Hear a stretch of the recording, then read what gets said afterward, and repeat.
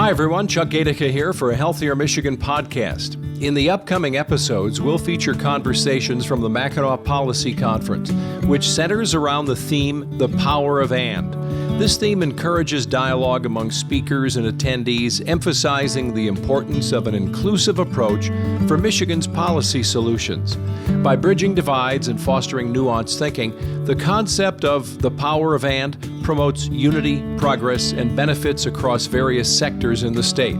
We're continuing our conversations with conference attendees and hope you enjoy these bonus episodes.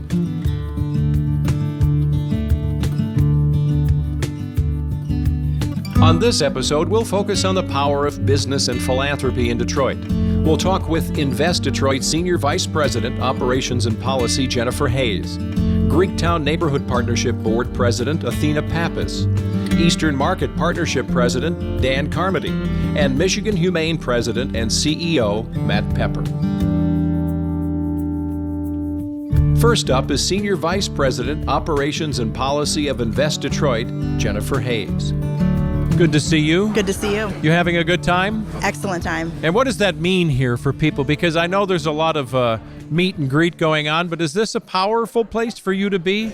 You know, it is. Here at Invest Detroit, we have really prioritized public policy and really looking at it as how does it help us do more of our work and reach more of the people we serve. And so it's a great way for us to talk with a lot of partners and legislators and help us do some really great policy work while we're here. And maybe that's a good place to start. Explain what Invest Detroit is. Sure. So Invest Detroit is a nonprofit community development financial institution. So the simple way that I like to explain it to folks is we offer lending, like loans and different financial resources to folks that aren't able to get it through traditional financing opportunities. And so we help support a lot of the small businesses and real estate projects. In the city of Detroit, we also have a statewide early stage venture fund that provides startup capital to startups all over the state of Michigan. So it's really great work. We're excited. And is it recently you received a grant, a pretty big one, $50 million?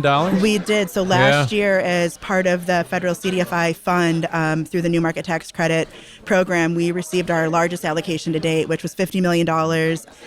We are beyond thrilled. I mean, the impact that it's going to have on the city of Detroit and the projects and what it means for jobs and redevelopment is huge. So when that happens, do current interest rates still impact your loaning ability or the interest rates that, I may want to get as a small business owner, or are you able to be independent then and set your own rates? That's a really good question. So from the New Market Tax Credit side, we are driven by some of the markets when it relates to the rates we get on the New Market loans that go in there. From an Invest Detroit standpoint, we get to control the rates that we have on our products beyond separate from the New Market Tax Credit programming. We are impacted a little bit by interest rates in the community, but we're actually pretty stable in what we're able to provide short and long term, which is really exciting. But the New Market stacks that come in the projects are a little more influenced by, I would say, the economy and the interest rates. And when you look at our communities in general, but maybe more in particular, low-income communities in Detroit and across the state, even a portion of money like that can be sizable and the impact can just ripple right out. It can.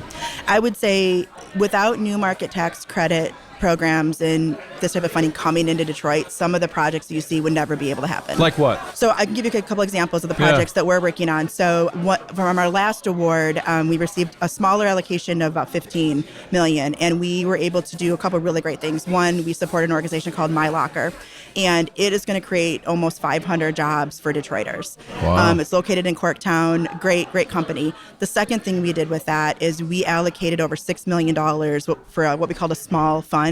And it supported 3 projects in the Livernois McNichols neighborhood, right on McNichols, that are also projects that are part of our strategic neighborhood fund. And without those, we would have had to put in more capital. So it allowed us to kind of pair a couple different programs. And all 3 of those companies are led by Black developers, emerging developers, and are going to be instrumental to kind of the growth in that neighborhood.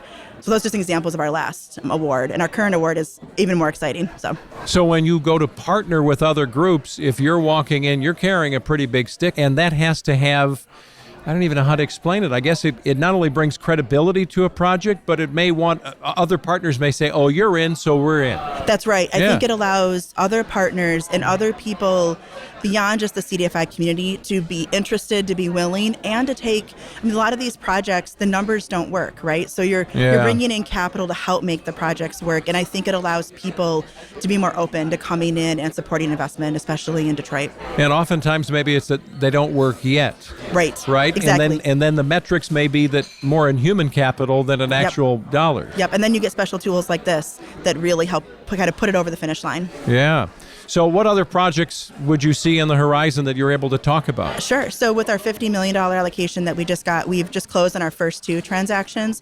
And one of them happens to be a really exciting project. It's called The Ribbon. It's led by developer Eddie Carrington. It's in the East Warren neighborhood. It also happens to be one of our neighborhood projects for the Strategic Neighborhood Fund. So this is an example of partnering our, new market tax credit program and our SNF program, and, minority led. It's going to bring in affordable units.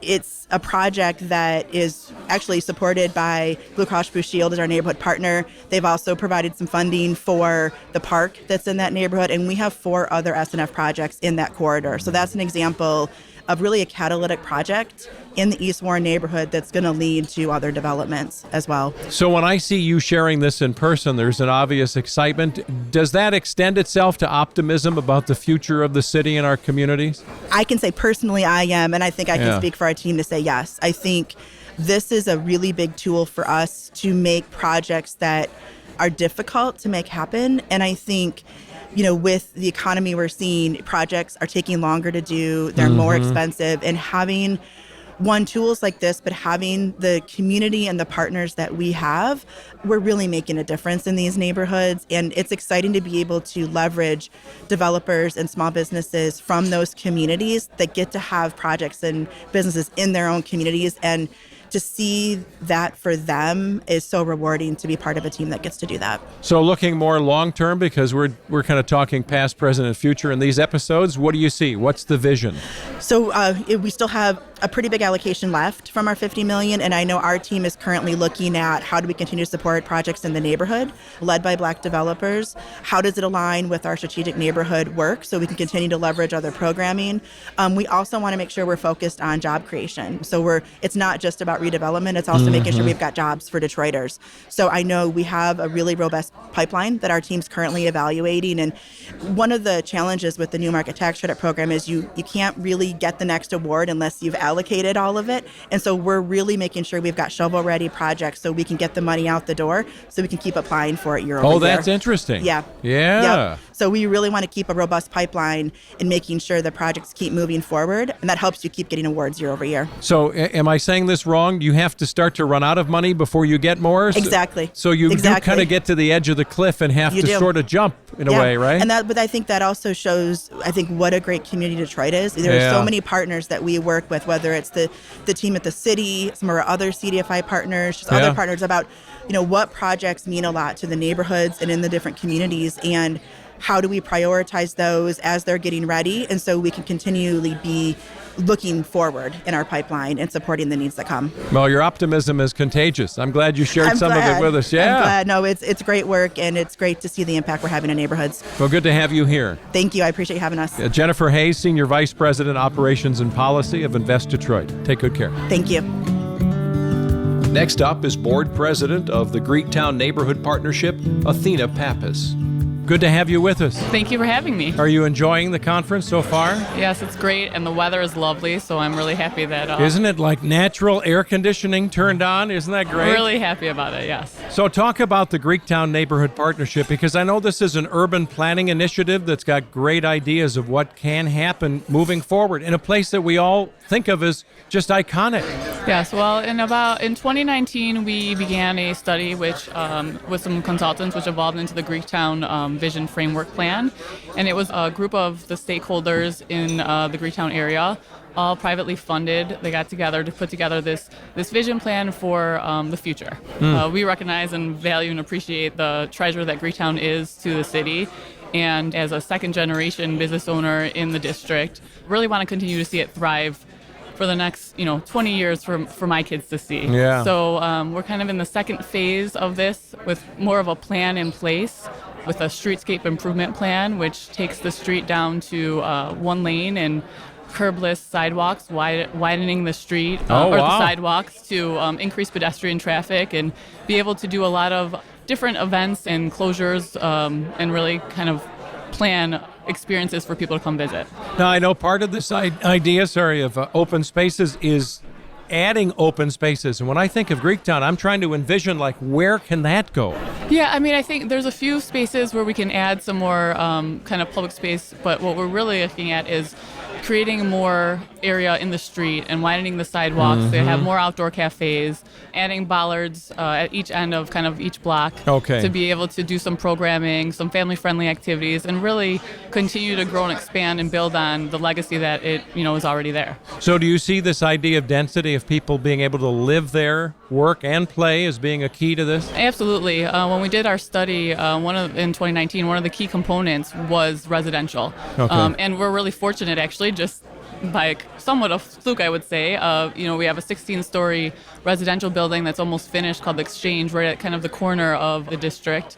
And so that ties into everything that we're doing. Monroe Street we envision as kind of a main street where people can come down and, visit all the restaurants regularly, more so than just, what it is today. And we've been talking about connectivity in so many different ways already, and that's part of what goes on at this conference. Everybody's trying to connect. Sure. But that idea of walkability, how is that stretching out then beyond Greektown to surrounding areas? How do you see this becoming a cohesive effort for the city? For sure. That is actually one of our huge kind of purposes is on the corner of Monroe and Randolph. There's a plaza area, and you can see Campus Martius from there. So we really want to develop that area, which we already have plans, and hopefully in 2024 season we'll be able to kind of implement those plans. And so you can look at Campus Martius and walk down the street and see Greektown and adding greenery and tree canopies and things like that to really invite you down and to walk over. And even as you go through this plan and all your dreams come true, there's never a chance it's not called Greektown. No. I mean, it's always going to be what we know. There's such a history and legacy, and part of our planning is, taking advantage of the culture and the various cultures. I mean, it was started actually with German immigrants in the district, and then Greece came in, and there was also it was part of Black Bottom as well. So there's a lot of rich cultural history and heritage that we definitely want to embrace. We have 3 different places of worship in the district. Second Baptist Church was the last stop on the Underground Railroad. I just visited there about 3 months ago. It's amazing. It is. Yeah, it really is. And then we have St. Mary's Cathedral, which is iconic. And then we have the Annunciation Cathedral, which is the Greek Orthodox kind of church at the end. So there's a lot of different history and culture. Certainly keeping Greektown some semblance of the Greek history is really important to myself and a number of the families that own the property, but we also recognize that we want to embrace all the other heritage too. I used to have an old friend, he sadly has passed in his mid-80s, but he used to say there's no way a main street cannot see a steeple. And when you think about Greektown, I mean, you really are your own little town within a city, right? To expand and spread your wings is really something we should all look forward to. Yeah, well, I hope so. And certainly the walkability and connectivity to other districts is really important because as the city kind of grows and develops and continues to do so, we definitely want to involve with all of the exciting changes too. Yeah, well, it's good to have you with us, and thanks for sharing that vision. Thank you for having me. I really appreciate it. Oh, you're very welcome. Athena Pappas, who's board president of Greektown Neighborhood Partnership. Glad that you were with us. Thank you. Thanks. Next is president of the Eastern Market Partnership, Dan Carmody. Good to see you. Good morning to you, sir. Well, what a fabulous conference. You enjoying it? Yeah. It's like July out here. It's beautiful. Yeah, it's really nice. So the Eastern Market Corporation, EMC, is partnering with developers on 4 affordable housing projects in the Market District. Can you explain what's going on there? Because I know it's got a few off-ramps, right? Correct. So this goes back to our 10-year strategy we developed to really secure the future of Eastern Market. And I think Eastern Market is one of those places that is, at least we find, truly beloved by a lot of Detroiters. And the authenticity of the district is something that people hold dear. And how we define that authenticity is really, it's about food. It's about a place where people with limited means go to start a business or get a job. And it's a place where everybody feels welcome, regardless of their place in life, their income, their employment. And so how do we preserve those things over time? Because we watched as other market districts around the country disappeared when real estate conditions changed and all of a sudden the real estate became valuable for other things. So I've been in this job 15 years. When I started, there were market districts in Washington, D.C. and Chicago that looked a lot like us that today are nothing but high-end condos or corporate office parks. So we wanted to avoid that. So for us, we worked with the city to do a major framework plan for the market core, the old historic part that people would know as Eastern Market, and then also to take advantage of a lot of largely vacant land just east and northeast of the market to expand the market.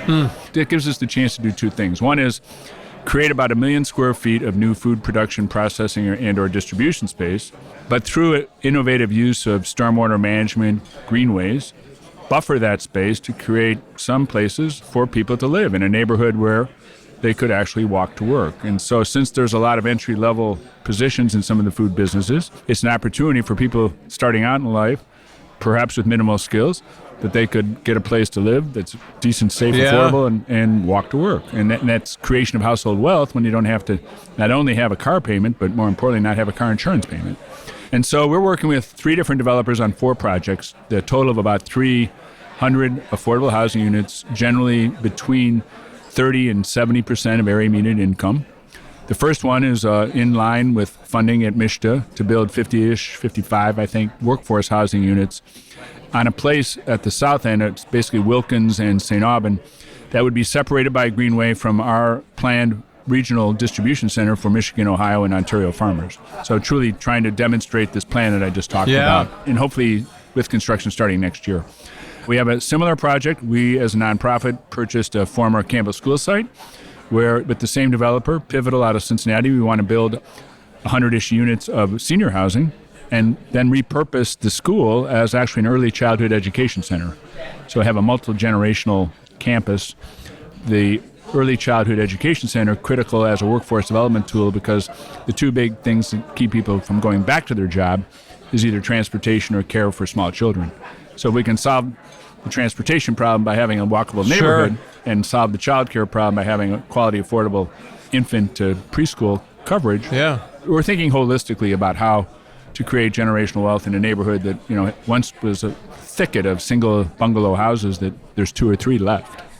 So we're trying to make sure that those who've stuck it out this far aren't displaced by this work that we're doing, but that we grow jobs and we grow the neighborhood at the same time. But isn't it wonderful to think about the richness of the multiple generations that can be there? Absolutely. I mean, not just for the, in a fun way of thinking that a senior can ask a young person, what is Siri? You can have some reverse mentoring, right? Oh my gosh. But there's just so much that comes from that in a neighborhood where there can be grandmas and grandpas because part of that village is taking care of everybody, right? And it just seems like a wonderful idea. So for us, it's balancing. We don't want to be primarily about housing. We still want to be primarily about food, but there's place to do both and integrate it in a way that I think is more holistic and leads to a healthier, wealthier, and happier community. But that mainstay of focusing on food is there, and yet for many of us, we have memories. I know I'll go back just in the past 5 years. I was at a gala for the St. Joseph Shrine, which is in our neighborhood. In the neighborhood, right? They're attracting 700 people a weekend from outside Detroit, many of them. You've got wedding receptions, at least 2 I've been to in the past 5 years, right? So there's the vibe of what Eastern Market really is, which gives it the authenticity, and yet the wings are wider because there's so many other reasons, flowers and all kinds of things. One of our marketing challenges is Eastern Market means so many different things to so many different people in a good way. Right. But we are about food. We still, we have, a lot of people don't know, we still have a 6-day-a-week overnight wholesale market that moves 36 million pounds of food. Wow. That's why we want to build a new distribution center, because we're still using 18th century technology to do that. It's wild. They've invented these things called docks and refrigeration that our farmers could kind of use. And so we got $12 million from the state last year. The reason we couldn't build a new state-of-the-art facility is because our farmers only operate 6-7 months a year. They can't pay rent 12 months a year. So we needed grant support to do that. We hope to be in the ground building that next year. And we also, at the market, a corporation, have done a lot of work in incubating and accelerating what we would call value-added food makers, so pierogies, jams, jellies, those kinds of things. And we have several different projects to cut the cost of space to give those early entrepreneurs a chance to succeed. So again, these are all important and they're all interrelated. We work a lot on the last mile food access to get nutrient-dense food to poor people, particularly households that may not be able to access it either through distribution of food into neighborhoods that don't have a grocery store. or through the distribution of benefits to cut the cost, or through the distribution of information that allows people to remember how to cook, myself included, where after a couple of generations, Grandma would be pretty embarrassed by my culinary skills.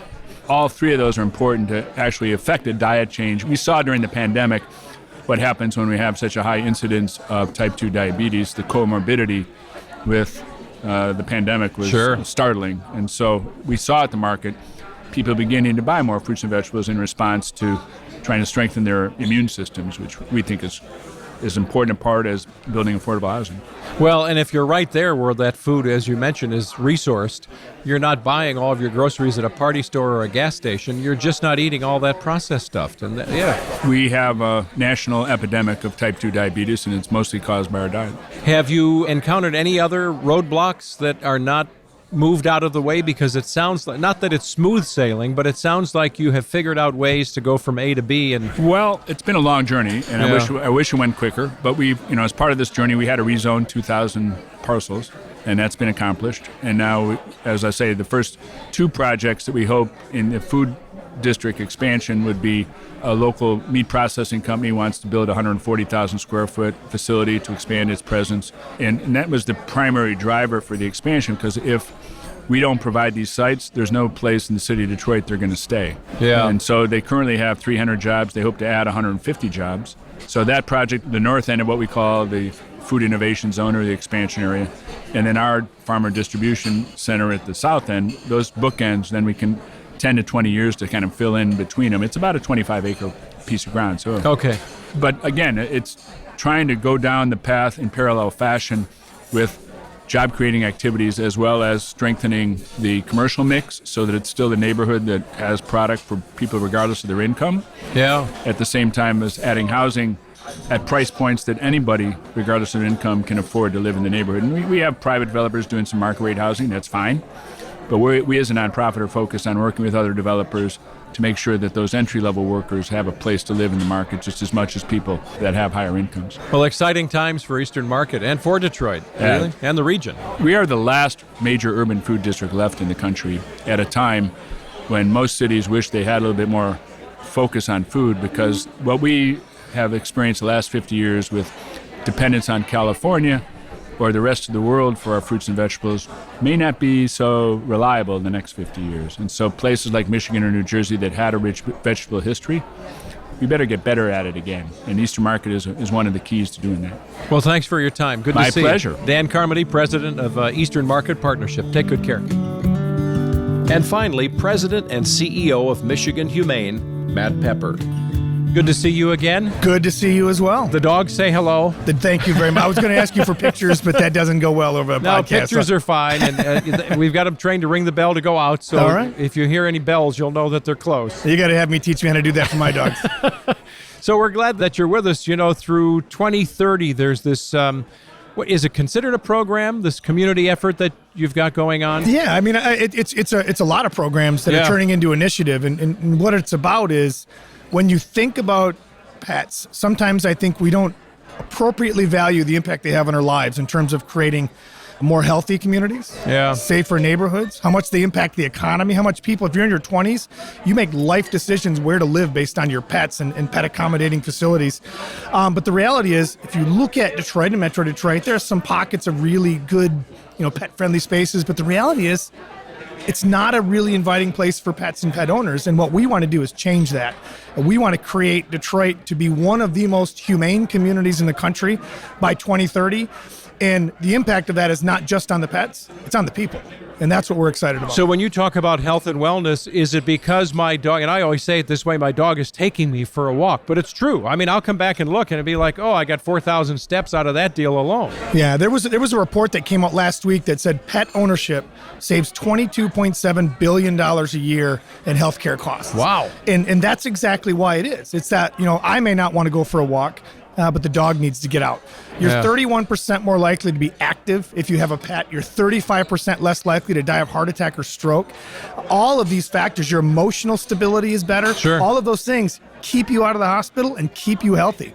So was it last week, I think I saw a headline to a study. It wasn't that half of America considers their pets their significant other, but half of America thinks that's their soulmate. I mean, to your point, I my dogs kiss me on the lips. Yep. Sorry, I'm just saying. And I never get sick. I think that's the reason. Yep, I've been there. Yeah.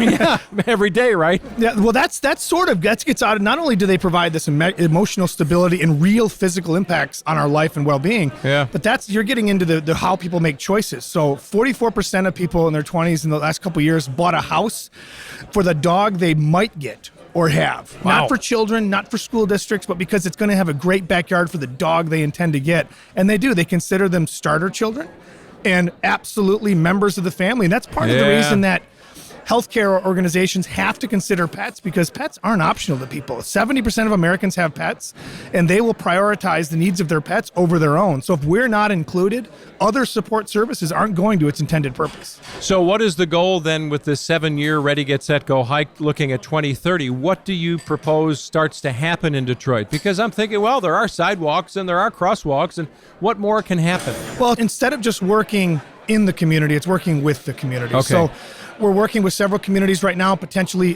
creating dog parks in the neighborhoods for people to have safe spaces, to have different experiences for pets. And the byproduct of that is dog parks bring people together. And when people are together, the neighborhoods are more connected. And when the neighborhoods are more connected, the neighborhoods are safer. So it's working with the community on creating safe spaces, creating equitable opportunities for people to acquire pets. I mean, the reality is, pet ownership can be expensive, but if families are better for that, then we've committed $38 million in subsidized resources in medical care over the next 10 years to help support families in need, because the reality is, as you saw in that study I talked about healthcare, it's cheaper for us to help keep families together with their pets than it isn't. So it's about access to care. It's about working with the community. It's about supporting pet owners where they are, keeping pets in the homes with their families where they can have that impact on the families. Did you see coming out of COVID a lot of people who rushed to get a pet and no longer were able to take care of them, or are they hanging on to these pets? Are they really family members now? They're absolutely family members. And in fact, we're living sort of the byproduct of that now, which is adoptions have really slowed down, because during COVID, everyone got a pet and they may not be interested in adding another one. And then as things started to open up, I got 4 kids. I had to figure out what's school going to look like for the first time ever. Yeah. People were traveling for the first time. We're hearing from our business partners that one of the biggest issues with a back to work plan is, what do I do with the pet I acquired during COVID? How do I make that work? So the reality is right now adoptions have slowed, but it's not for a bad reason. It's just because people filled up with pets during COVID and they're living the benefits right now. So of all the things we're discussing, is that the most exciting thing, this vision for 2030? Is there something else you want to talk about? No, that I tell you what, there's so many programs that go into it. It's our mobile vet unit, which delivers veterinary care to people who can't get to the clinic. It's our work, going door to door in various communities and being the most connected organization in the city. We feel like we have human social workers who work with us, because our philosophy is a pet is only as safe as the family and community it lives in. So what we'll do, for example, is we'll offer you a bag of food. You can't feed your dog. Here, let's give you a bag of food. But then our social workers will come in and go, why are we here? What else can we do? If you're struggling to feed your pet, are you struggling to feed yourself? And then we'll work with our partners over at Forgotten Harvest and Gleaners and connect them to other resources so that we can create a more stable environment for the people, which in turn creates a stable environment for the pet. Yeah, that's just great. Well, the dogs are barking at home, so I'm glad that you're here today, because they appreciate everything that you do at Michigan Humane. And thanks for this vision. Thank you. It's so important. I get a chuckle every time. There's some insurance companies got an ad on TV now, you may have seen it, where they go into some RV park and they have the free green dog bags, because there's a dog park. And the guy's like, they're giving away free bags. And I just thought, we take stuff like that for granted at a dog park. And you're right. All of a sudden, I'm talking to somebody I've never known, and we're discussing, well, what's it like to have that breed? And all of a sudden, we have this connection in a neighborhood. It's brilliant. Our pets are a window into people's lives. Yeah. Well, Matt Pepper, good to see you. Thank you, Chuck. Enjoy the conference. Thank you. Bye-bye. Thanks for listening to a Healthier Michigan podcast brought to you by Blue Cross Blue Shield of Michigan. If you like our show and you want to know more, check out ahealthiermichigan.org/podcast or leave us a review or rating on Apple Podcast or Spotify.